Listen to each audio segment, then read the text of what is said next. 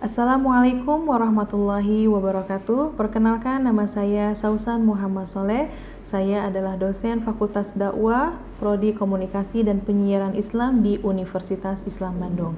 Saat ini saya mengampu mata kuliah Ulumul Quran yang merupakan mata kuliah wajib bagi mahasiswa semester 3. Mata kuliah ini sangat penting sebagai dasar pemahaman ilmu-ilmu Al-Quran yang menjadi sumber utama dalam studi keislaman.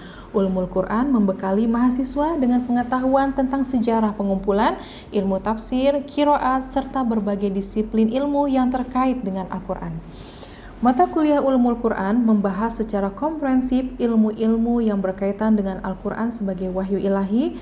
Materi meliputi pengenalan terhadap konsep wahyu dan Al-Quran. Mahasiswa juga akan mempelajari proses pengumpulan dan penertiban Al-Quran, berbagai qiraat dan para ahlinya, serta perbedaan antara ayat-ayat muhkam dan mutasyabih.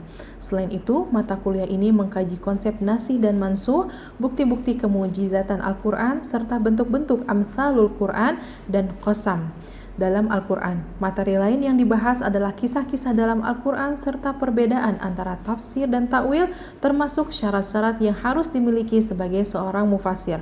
Mata kuliah ini diakhiri dengan pembahasan mengenai pertumbuhan dan perkembangan ilmu tafsir dari masa ke masa. Melalui mata kuliah ini, mahasiswa diharapkan mampu memahami struktur, karakteristik, serta metodologi kajian terhadap Al-Quran secara ilmiah dan juga integratif. Dalam mata kuliah Ulumul Quran, mahasiswa tidak hanya belajar memahami isi dan struktur Al-Quran secara ilmiah, tetapi juga mengintegrasikan nilai-nilai Islam dalam kehidupan dan profesinya. Mahasiswa diharapkan bertakwa dan berperilaku religius, menguasai dasar-dasar keislaman, memahami materi dakwah termasuk Al-Quran, mampu mengambil keputusan tepat dalam masalah keislaman, membaca dan menulis Al-Quran dengan benar sesuai tajwid, menerapkan nilai-nilai Islam dalam kehidupan dan profesi. Dengan demikian, mahasiswa diharapkan berkembang secara akademik, spiritual, dan juga profesional. Adapun materi yang akan dipelajari dalam mata kuliah ini mencakup Al-Quran dan Wahyu, Makkiyah Madaniyah, Asbabun Nuzul, pengumpulan dan penertiban Al-Quran, qiraat dan para ahlinya, perbedaan antara ayat-ayat muhkam dan mutasyabih, nasih dan mansuh, kemujizatan Al-Quran, amsalul Quran, qasam-qasam dalam Al-Quran, kisah-kisah dalam Al-Quran, tafsir, takwil, kemudian pertumbuhan dan perkembangan tafsir, dan terakhir mahasiswa akan mempelajari perkembangan ataupun mengenal kitab-kitab tafsir terkenal seperti tafsir At-Tabari, Al-Qurtubi, Ibnu Katsir, dan tafsir-tafsir modern lainnya yang menjadi rujukan utama dalam studi Al-Quran. Dalam mata kuliah Ulumul Quran, saya menerapkan sistem pembelajaran yang menekankan diskusi kelompok dan juga studi kasus. Diskusi kelompok dilakukan untuk mendorong mahasiswa saling bertukar gagasan, berdialog, dan juga memperdalam pemahaman terhadap konsep-konsep penting dalam ilmu Al-Quran. Melalui diskusi ini, mahasiswa belajar untuk berpikir kritis dan mengembangkan kemampuan analisis secara kolektif. Pada mata kuliah Ulumul Quran, saya membangun interaksi yang aktif dan dua arah antara dosen dan mahasiswa. Selama perkuliahan, saya mendorong mahasiswa untuk bertanya, berdiskusi, dan mengemukakan pendapat terkait materi yang dipelajari. Saya juga menggunakan metode tanya jawab dan diskusi kelompok untuk memperkuat pemahaman mereka terhadap berbagai konsep Ulumul Quran. Dalam mata kuliah Ulumul Quran, sistem penilaian yang saya susun sesuai dengan RPS. Pertama, keaktifan mahasiswa dalam perkuliahan dan forum diskusi diberikan bobot 10%. Selanjutnya, kuis memiliki bobot 5%. Tugas mandiri diberikan bobot 10%. Kehadiran dinilai dengan bobot 10%. Evaluasi tengah semester ataupun UTS memberikan bobot 30%. Kemudian ujian akhir semester yaitu 35%.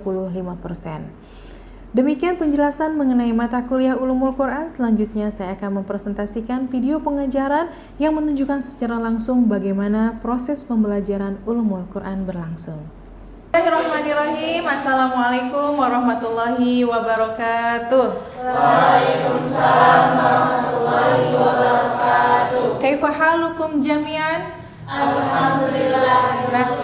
Nahnu bi khairin. Oke, baik. Insyaallah pertemuan ini adalah pertemuan keempat sebagaimana dalam RPS bahwa pada pekan ini kita akan mempelajari tentang pengumpulan Al-Quran.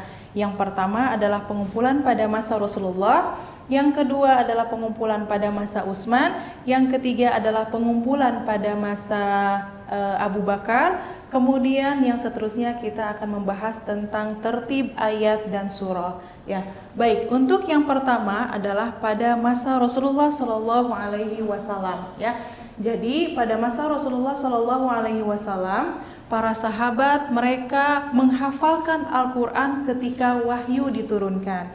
Nah, ibu mau bertanya, kalau di sini ada yang sudah menghafal 1 juz? Sudah?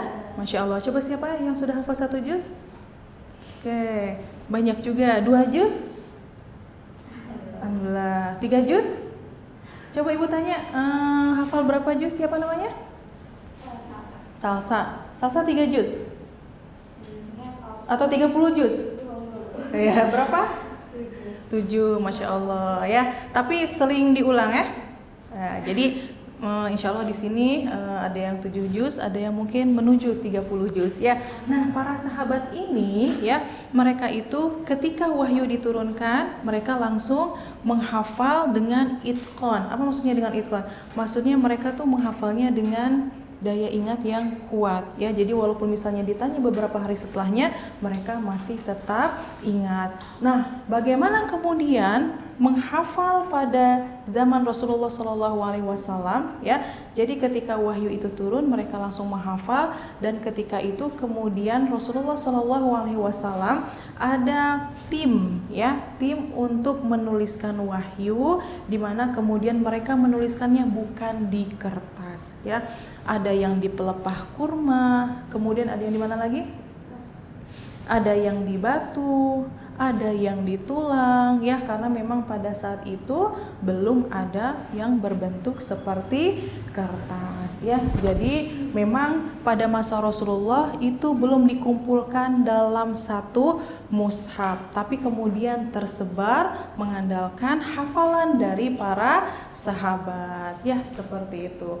Nah, kemudian yang seterusnya ya, jadi memang banyak sekali para sahabat-sahabat ya yang di sekitar Rasulullah SAW itu yang menghafal Al-Quran ketika wahyu diturunkan ya, karena itulah satu-satunya cara untuk menjaganya ya. Kemudian kita lihat ya dari sini,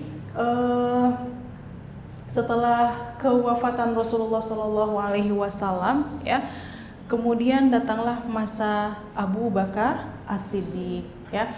Nah, ketika masa Abu Bakar As-Siddiq ini ada satu peristiwa, yaitu yang dinamakan peristiwa apa? Perang Yamamah, di mana dalam perang Yamamah ini kemudian meninggal 70 orang sahabat penghafal Al-Quran.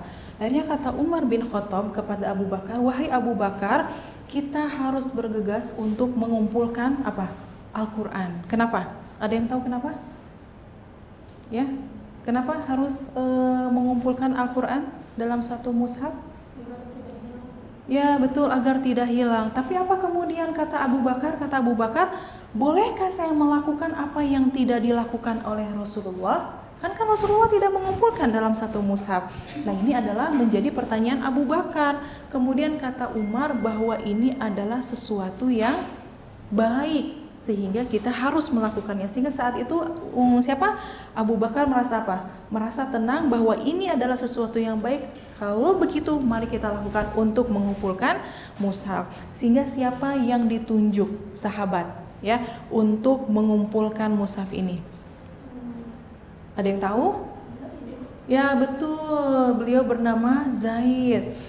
Dan ketika Abu Bakar menunjuk, ya kata Zaid, kalaulah disuruh untuk meninggalkan apa? Gunung Uhud, mengumpulkan mushaf ini masih saya merasa lebih berat, karena kan tanggung jawabnya besar sekali. Ya seperti itu. Sehingga kemudian apa yang dilakukan pada masa Abu Bakar ya? Kemudian akhirnya dikumpulkanlah bergantung kepada hafalan para sahabat ya. Kemudian dikumpulkan dalam satu mushaf, itu masih bercampur dalam berbagai qiraah ya. Setelah kemudian disatukan, barulah kemudian mushaf tersebut disimpan. Abu Bakar wafat, kemudian mushafnya disimpan kemana? kepada Umar dan kemudian akhirnya disimpan kepada siapa? Kepada Hafsah. Nah, inilah kemudian pada masa Abu Bakar As-Siddiq. Jadi ketika Abu Bakar itu masih mengandalkan apa? Dikumpulkan ya hafalan-hafalannya. Kemudian setelah dikumpulkan ini betul tidak bacaannya seperti ini. Baru kemudian akhirnya dikumpulkan dalam satu mushaf dan mushaf itu disimpan di mana? Di rumah Hafsah. Hafsah ini putrinya siapa? Ya, putrinya Umar bin Khattab. Oke, setelah itu datanglah kemudian masa Utsman bin Affan. Ibu, saya ingin bertanya. Ya? Mengapa pada zaman Utsman Al-Quran harus dihimpun kembali? Padahal kan pada zaman Abu Bakar sudah dihimpun. Ya, betul.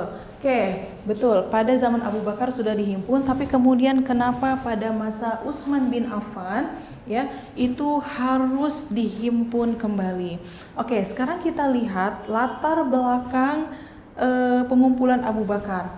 Kalau Abu Bakar latar belakangnya itu adalah ketika terjadinya perang Yamamah dan meninggalnya 70 orang sahabat penghafal Al-Quran, sehingga mereka khawatir semakin banyak sahabat penghafal Al-Quran yang meninggal, maka mereka khawatir hafalan itu ataupun ayat-ayat Quran itu akan hilang seiring dengan kepergian para sahabat. Tapi pada masa Utsman ada seorang sahabat yang kemudian mengadukan, "Wahai Utsman, saya khawatir perselisihan ini semakin panjang." Kenapa? Karena rupanya mereka itu berselisih dengan bacaan Al-Quran. Coba ada yang tahu tidak? Quran itu diturunkan dalam berapa dialek? Ada yang tahu? Pernah dengar kiroat? Pernah kiroat sab'ah. Jadi ada berapa? Ada 7 ya. Nah, yang mayoritas itu adalah dialek Quraisy yang kita baca ini ya. Karena pada saat itu memang mayoritas dan yang paling berpengaruh adalah orang Arab Quraisy ya. Sehingga yang terjadi pada saat Utsman bin Affan ya, satu kelompok ini mengatakan bacaan kamu tidak benar, satu kelompok ini mengatakan bacaan saya yang paling benar, sehingga masing-masing gentrung gitu ya, mengatakan ya bahwa bacaan kita lah yang paling benar, padahal semuanya betul. Dialek sama, maksudnya 7 dialek itu. Akhirnya kemudian Utsman, kalau begitu kita satukan bahwa akan menyatukan mushaf itu dalam satu, yaitu mushaf Utsmani. Pernah dengar ini? Mushaf Utsmani? Nah, inilah yang sekarang kita baca ini, gitu ya. Jadi, yaitu dalam mushaf ini menggunakan Arab ataupun dialek Quraisy. Pernah dengar bacaan yang berbeda dari wadduha menjadi wadduha walaili idza saja? Itu betul, gitu ya. Namun yang sekarang kita gunakan itu adalah mushaf Utsmani. Jadi pada zaman Utsman akhirnya apa yang dilakukan?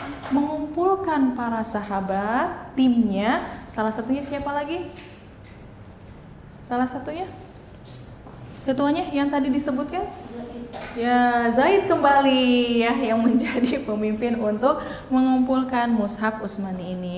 Nah, kemudian ya, tapinya pada pengumpulan mushaf Utsmani ini ya dipinjamlah mushaf dari mana? Ayo, tadi mushaf yang pada masa Abu Bakar disimpan di mana? Betul, di Hafsah. Masih disimpan di Hafsah karena tidak disebarkan, disimpan ya. Jadi kemudian setelah diambil, kata Utsman, kami meminjam, setelah itu kami akan mengembalikan ya. Jadi dipinjam untuk apa? Ya untuk tadi mengumpulkan dalam satu mushaf, diambil dialeknya yaitu dialek Quraisy. Setelah terhimpun dikembalikanlah lagi kepada siapa?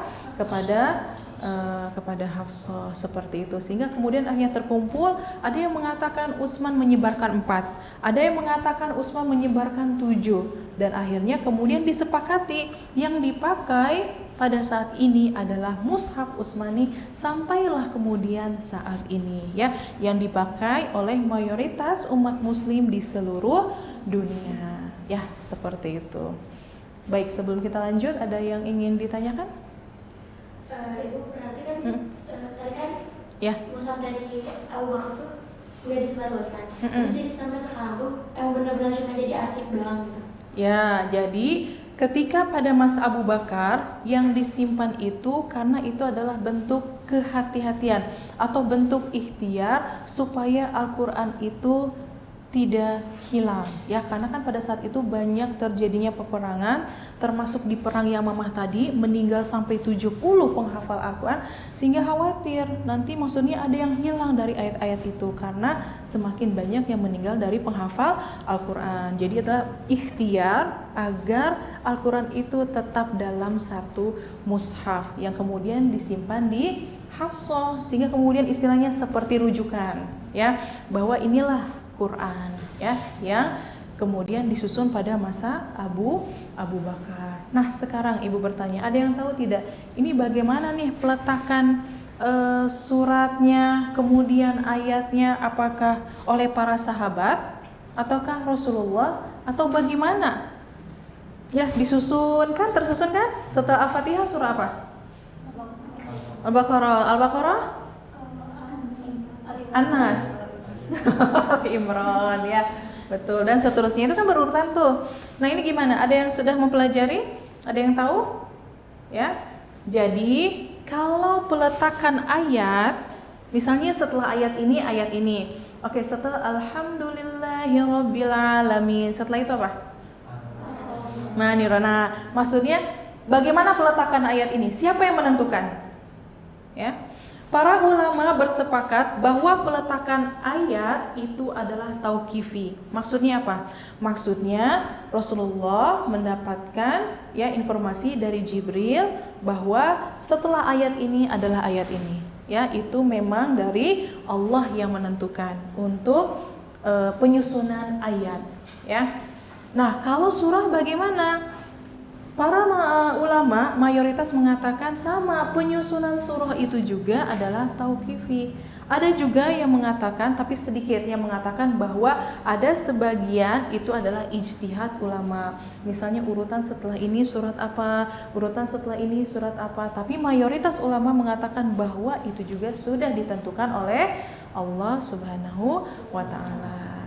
Oke, baik. Sampai di sini ada yang ingin ditanyakan? Semua sudah paham ya? Jadi kalau mushaf yang sekarang itu kita gunakan adalah mushaf apa? Utsmani. Oke, baik. Ingin 2 menit dalam waktu 3 menit lah ya, diskusi antara sebelah kalian ya. Jadi yang pertama adalah bagaimana kemudian perbedaan ya, perbedaan mushaf yang disusun pada masa Abu Bakar dengan mushaf yang disusun pada masa Utsman bin Affan ya. Mungkin bisa dalam waktu 1 menit ya, diskusi dulu 1 menit dengan sebelahnya. Setelah itu Ibu akan langsung bertanya ya. Boleh dimulai untuk diskusinya ya. Jadi perbedaan ya, perbedaan mushaf yang disusun pada masa Abu Bakar dengan yang disusun pada masa Utsman bin Affan. Ini karena sendiri boleh bergabung bertiga ya, digeser kursinya. Boleh berdiskusi. Sudah paham ya pertanyaannya ya? Ya.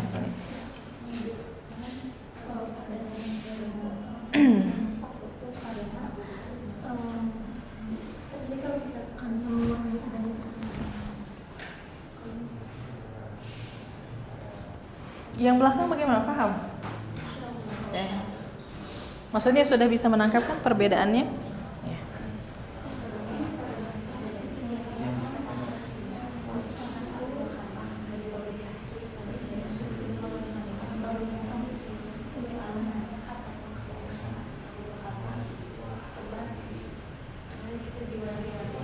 Oke, baik. Kayaknya sepertinya cukup untuk waktu diskusinya.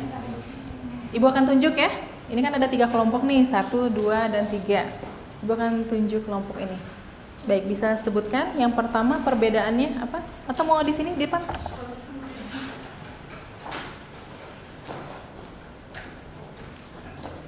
Yang pertama? Yang pertama itu pada masa Abu Bakar, pas itu banyak yang meninggal perbedaannya. Terus yang kedua, Latar belakang berarti ya? Iya, latar belakangnya. Terus juga pada masa Abu Bakar itu mushaf tidak disebarkan, tapi disimpan di Hafsah putrinya Umar. Kemudian pada masa Utsman bin Affan adanya pengumpulan mushaf itu karena untuk mengurangi adanya perselisihan pada zaman tersebut. Kalau boleh tahu perselisihan apa? Perselisihan bacaan Ibu. Jadi ada perbedaan bacaan untuk jadi yang diambilnya bacaan Quraisy. Ya, dialek Quraisy. Terus pada masa Utsman bin Affan Quran mushaf itu disebar. Oke, baik, mumtaz ya. Tepuk tangan.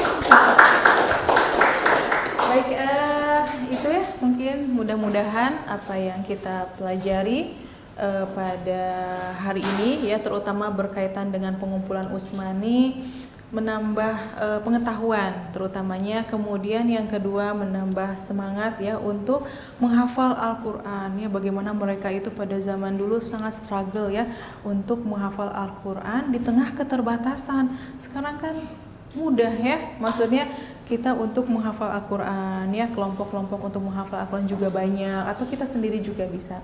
Baik, mungkin itu saja yang dapat Ibu sampaikan pada pekan ini berkaitan dengan pengumpulan Al-Qur'an. Ya, mudah-mudahan bisa difahami dengan baik. Kalau masih ada yang belum paham, bisa melalui forum diskusi ya di dalam e-kuliah atau melalui WhatsApp group juga bisa.